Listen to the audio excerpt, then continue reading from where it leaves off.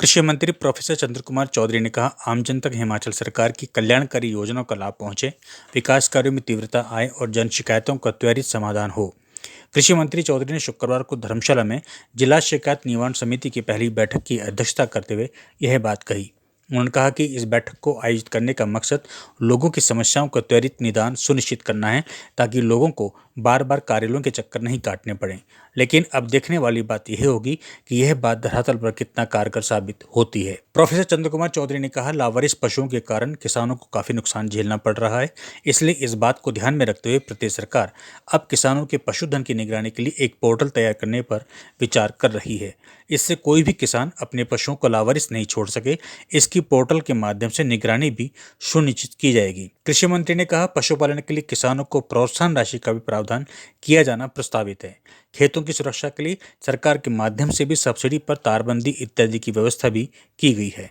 कृषि मंत्री ने कूलों के जीर्णोद्धार के लिए जल शक्ति विभाग के अधिकारियों को भी मौके पर ही निर्देश दिए। बैठक में गैर सरकारी सदस्यों की ओर से ग्रामीण क्षेत्रों में नशे के बढ़ते प्रचलन का मामला उठाने पर कृषि मंत्री ने मौके पर ही पुलिस प्रशासन को नियमित तौर पर ग्रामीण क्षेत्रों में नशे के खिलाफ सख्त कार्रवाई करने के आदेश दिए। कृषि मंत्री ने यह भी कहा कि उपमंडल प्रशासन भी नियमित तौर पर चेकिंग अभियान चलाए, जिससे युवा पीढ़ी को नशे से दूर रखा जा सके। देखें धर्मशाला से ये रिपोर्ट। ये हमारी इलेक्टेड बॉडीज के लोग हैं, कुछ पार्टीज के कार्यकर्ता हैं, कुछ हमारी प्रधान है, कुछ एक्स प्रधान है, कुछ रिटायरी लोग हैं जिन्होंने कुछ अपने समस्याओं को जरा जिक्र किया है। उसका समाधान होना चाहिए और हमें उनको जो है वो सीमाएं अवधि के अनुसार उसको पूरा करने का हमें प्रयास करना चाहिए।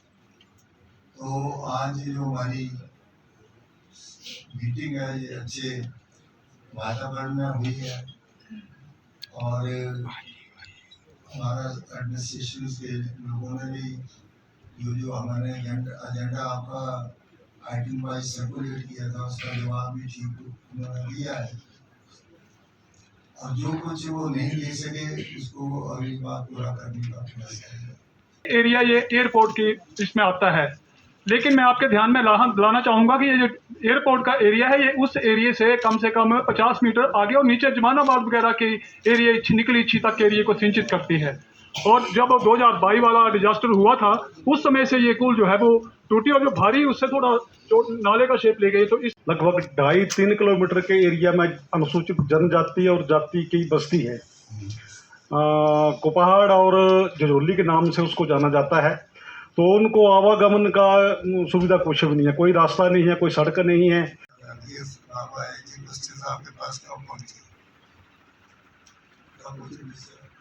ये प्रथम जी आपने ये बात दी कब थी हमें? ये सर 13-14 तारीख को दी थी जब मैसेज मिला था से ऑफिस से, तो मैंने अर्ली दे दी। मैं चंगत से तो सर फिर अगेन आपको रिपीट कर रहा हूँ, इसलिए कह रहा हूँ कि टिप गन्स एंड सोशल किसी का भी बच्चा उसमें चला जाएगा तो नुकसान है, ये आपको ही पता है, सबको पता है। तो मैं एक कॉमन बात कर रहा हूँ।